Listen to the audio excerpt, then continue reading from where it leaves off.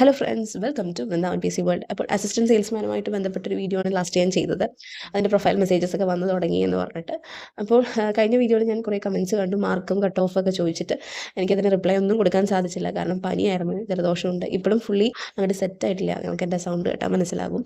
അപ്പോൾ ഞാൻ വിചാരിച്ചു ഇന്ന് സാറില്ല, ഇത്രയും ഡിലേ ചെയ്യിക്കുന്നത് ശരിയല്ലല്ലോ നമ്മൾ റിപ്ലൈ കൊടുക്കാൻ. ഞാൻ വിചാരിച്ചു ഇന്നൊരു വീഡിയോ ചെയ്യാം, പിന്നെ വേറെ കുറച്ച് കാര്യവും പറയാമെന്ന്.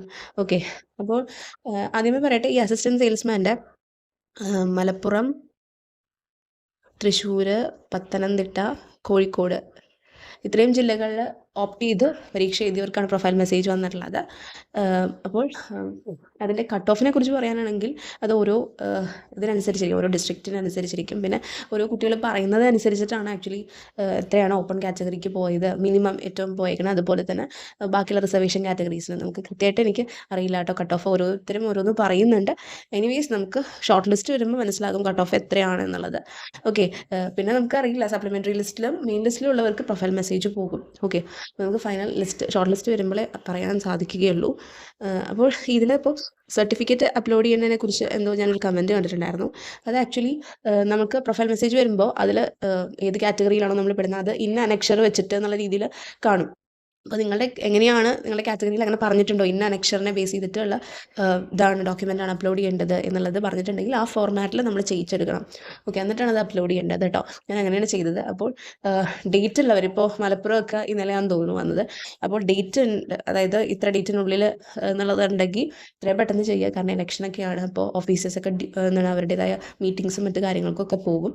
എനിവേസ് വേഗം ചെയ്ത് വേഗം ഇതാക്കാൻ നോക്കുക. അതുപോലെ തന്നെ നമ്മുടെ ബേസിക് ക്വാളിഫിക്കേഷൻസും ഒക്കെ ഉള്ള ഡോക്യുമെൻറ്റ്സ് ഒക്കെ അപ്ലോഡ് ചെയ്യുക കേട്ടോ കൃത്യമായിട്ട്. എന്തെങ്കിലും ഒരു മിസ്റ്റേക്ക് പറ്റിയാൽ നമുക്ക് പ്രശ്നമാവും. അപ്പോൾ അത് മാത്രമല്ല, ഇനി ബാക്കിയുള്ള ഡിസ്ട്രിക്ട്സിനും ഉടനെ തന്നെ മെസ്സേജ് വരുന്നതായിരിക്കും. കാരണം ഇലക്ഷന് മുമ്പ് വരുമായിരിക്കും. സെക്കൻഡ് സ്റ്റേജിൽ കുറച്ച് ഡിസ്ട്രിക്ട്സിൽ എന്നുള്ള രീതിയിൽ നടത്തിയിട്ടുണ്ടായിരുന്നല്ലോ. അപ്പോൾ എനിക്ക് സ്റ്റേജ് 1 ആയിരുന്നു കേട്ടോ എക്സാം. എക്സാമിൻ്റെ ഓഗസ്റ്റ് 2 അപ്പോൾ അന്നത്തേതിൽ ഞാൻ നോക്കിയ മാർക്സൊക്കെ ഞാൻ പറഞ്ഞിട്ടുണ്ടായിരുന്നു വീഡിയോയിൽ.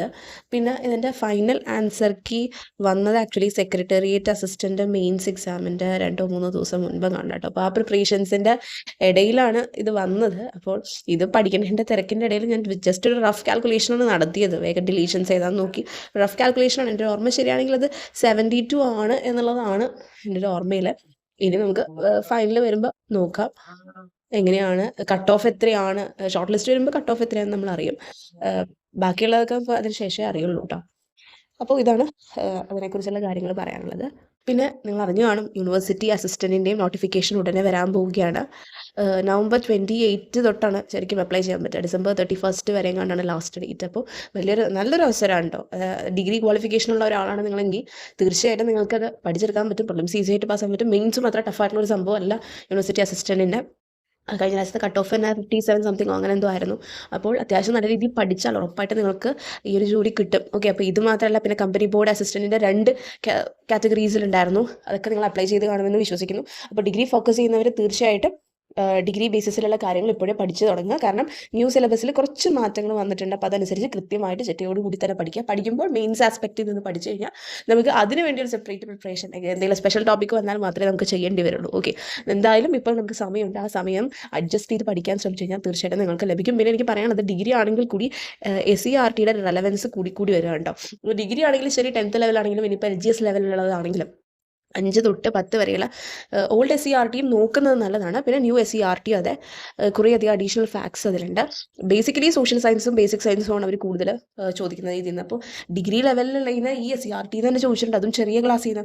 അപ്പോൾ നമുക്ക് ഡിഗ്രി 10th LGS എന്ന് പറയുന്ന ഒരു സെപ്പറേഷൻ ഒന്നുമില്ല. ആക്ച്വലി ഇതിൽ നിന്ന് എന്ത് വേണമെങ്കിലും ചോദിക്കാം. അപ്പോൾ SCERT ക്ലാസ്സസ് കംപ്ലീറ്റ് ആയിട്ടുള്ള രീതിയിൽ നിങ്ങൾക്ക് ക്ലാസ് ഒരു ടെക്സ്റ്റ് കാണിച്ച് ക്ലാസ് വേണമെന്നുണ്ടെങ്കിൽ തീർച്ചയായിട്ടും എൻ്റെ ഇതിൽ ജോയിൻ ചെയ്യാം കേട്ടോ. നിങ്ങൾക്ക് താല്പര്യം ഉണ്ടെങ്കിൽ ഞാൻ ടെലിഗ്രാമിൻ്റെ ലിങ്ക് ഡിസ്ക്രിപ്ഷൻ ബോക്സിൽ കൊടുക്കാം. നിങ്ങൾ ജോയിൻ ചെയ്ത് എനിക്ക് ഡയറക്റ്റ് മെസ്സേജ് ചെയ്താൽ മതി. SCERT ക്ലാസ്സിനെ കുറിച്ച് ഞാൻ പറയാം.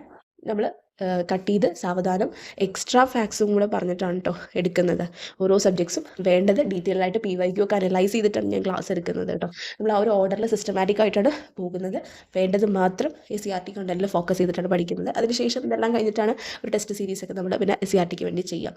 ഓക്കെ, അപ്പോൾ നിങ്ങൾക്ക് ജോയിൻ ചെയ്യാൻ താല്പര്യമുണ്ടെങ്കിൽ തീർച്ചയായിട്ടും നിങ്ങൾക്ക് എന്ത് ചെയ്യാം, ജോയിൻ ചെയ്യാം. അപ്പോൾ ഇനി ഏതൊരു എക്സാം ടാർഗറ്റ് ചെയ്യുന്നവരാണെങ്കിലും നിങ്ങൾ നല്ലവണ്ണം ഇപ്പോഴേ പ്രിപ്പറേഷൻ സ്റ്റാർട്ട് ചെയ്യുക. കാരണം അതിൻ്റെ റിസൾട്ട് നമുക്ക് ആ ചോദ്യപേപ്പർ കൈ കിട്ടുമ്പോഴേ മനസ്സിലാവുള്ളൂ, ഇതൊക്കെ സിമ്പിളാണല്ലോ, എനിക്ക് അത്രയും മാർക്സ് കിട്ടിയല്ലോ എന്നൊക്കെ നമുക്ക് ചിന്തിക്കാൻ പറ്റുന്നുണ്ടെങ്കിൽ നമ്മൾ എല്ലാം ഇപ്പോഴേ പഠിച്ചു തുടങ്ങുക. ഇതിൽ നമുക്കറിയാം LGSൻ്റെ സിലബസ് നോക്കുകയാണെങ്കിലും എന്താണ് 20 മാർക്സാണ് കറണ്ട് അഫയേഴ്സിന് വെയിറ്റേജ്. ഇനി അങ്ങോട്ടുള്ള 10th ലെവലിനൊക്കെ കറണ്ട് അഫയേഴ്സിൻ്റെ സാധ്യത വളരെയധികമാണ്. അപ്പോൾ നല്ല രീതിയിൽ തന്നെ നിങ്ങളിത് പ്രിപ്പയർ ചെയ്യണം, അപ്ഡേറ്റ് ചെയ്ത് പോകണം, റെലവൻ്റ് ആയിട്ടുള്ള കാര്യങ്ങൾ ഇപ്പോഴേ പഠിച്ചു പോകണം. കാരണം കുറേയധികം കാര്യങ്ങളാണ് നമ്മൾ പഠിച്ചെടുക്കാൻ ശ്രമിക്കുന്നത്. ഇതിൽ കറണ്ട് അഫയേഴ്സ് മാത്രമാണ് നമുക്ക് പുതുതായിട്ട് ആഡ് ഓൺ ചെയ്ത് വരുന്നത് അല്ലേ. ബാക്കി എല്ലാ കാര്യങ്ങളും നമ്മൾ ഇപ്പോൾ ഹിസ്റ്ററി ആണെങ്കിലും ജിയോഗ്രഫി ആണെങ്കിലും ഒക്കെ നമ്മൾ സ്ഥിരം പഠിക്കുന്ന സംഭവങ്ങളൊക്കെ തന്നെയല്ലേ പഠിക്കുന്നത്. അപ്പോൾ നമുക്ക് ഒരു എക്സ്ട്രാ എഫേർട്ട് ഇടേണ്ടി വരുന്നത് കറണ്ട് അഫയേഴ്സിനാണ്. പിന്നെ നമുക്ക് ഈ പറയുന്ന ജിയോഗ്രഫി ഹിസ്റ്ററിയിൽ ചില ഇങ്ങനത്തെ സബ്ജക്ട്സുകളിൽ ഇഷ്ടമില്ലാത്തവരുണ്ടാവും, അതായത് അധികം ഇൻട്രസ്റ്റ് ഇല്ലാത്തവർ, ടഫായിട്ട് തോന്നുന്നവരുള്ളവരുണ്ടാവും. അവർ അങ്ങനത്തെ സബ്ജക്റ്റിൽ കൂടുതൽ ടൈം ഇൻവെസ്റ്റ് ചെയ്യണം. ഓക്കെ, അല്ലാതെ എളുപ്പമായിട്ട് തോന്നുന്നവർ അതൊന്ന് മാറ്റി വെച്ചിട്ട് വേണം പ്രിപ്പറേഷൻ സ്റ്റാർട്ട് ചെയ്യണം. അപ്പോൾ എനിവേസ് നിങ്ങൾ നിങ്ങളുടെ രീതിയിൽ സിസ്റ്റമാറ്റിക്കായിട്ട് ഒരു പെർഫെക്റ്റ് സ്റ്റഡി പ്ലാനിനെ ബേസ് ചെയ്തിട്ട് പഠിക്കാൻ ശ്രമിക്കുക. അൺലെസ് ആൻഡ് അൺടിൽ അവിടെ എന്തെങ്കിലും മാറ്റങ്ങൾ വരുമ്പോൾ നിങ്ങൾ തന്നെ അത് അഡ്ജസ്റ്റ് ചെയ്ത് ബാക്കിയുള്ള ദിവസങ്ങളിൽ കോപ്പപ്പ് ചെയ്ത് പഠിക്കാൻ ശ്രമിക്കുക. മാക്സിമം എഫേർട്ട് നിങ്ങൾ ഇടുക, മാക്സിമം ക്വസ്റ്റ്യൻസ് പ്രാക്ടീസ് ചെയ്യുക. ഈ ക്വസ്റ്റ്യൻസ് പ്രാക്ടീസ് ചെയ്യുന്നതിലൂടെ നിങ്ങൾക്ക് നല്ല രീതിയിൽ എന്ത് ചെയ്യാൻ പറ്റും, നെഗറ്റീവ്സ് കുറയ്ക്കാൻ പറ്റും കേട്ടോ. അപ്പോൾ ഇതൊക്കെ അനുഭവം കൊണ്ടാണ് ഞാൻ പറയുന്നത്. ഓക്കെ, അപ്പോൾ ഇന്നത്തേക്ക് ഇത്രയേ ഉള്ളൂ. ഉടനെ തന്നെ മറ്റൊരു വീഡിയോയിൽ നമുക്ക് ബാക്കി കാര്യങ്ങളും ഇതിനോട് റിലേറ്റ് ചെയ്ത കാര്യങ്ങളും അതുപോലെ തന്നെ ഇനിയുള്ള സ്റ്റഡീസിനെ കുറിച്ച്, അതായത് നമ്മളുടെ ഇനി വരാൻ പോകുന്ന അപ്കമിങ് എക്സാംസിന് വേണ്ടിയിട്ടുള്ള ബെറ്റർ സ്ട്രാറ്റജീസും സ്റ്റഡി പ്ലാൻസും അതുപോലെ തന്നെ മറ്റുള്ള കാര്യങ്ങളും പിന്നെ നല്ല രീതിയിൽ PYQ ചെയ്യാൻ പറ്റുന്ന രീതിയിലുള്ള കാര്യങ്ങളൊക്കെ ഞാൻ പിന്നത്തെ വീഡിയോയിൽ പറയാം കേട്ടോ. അപ്പോൾ thank you for watching.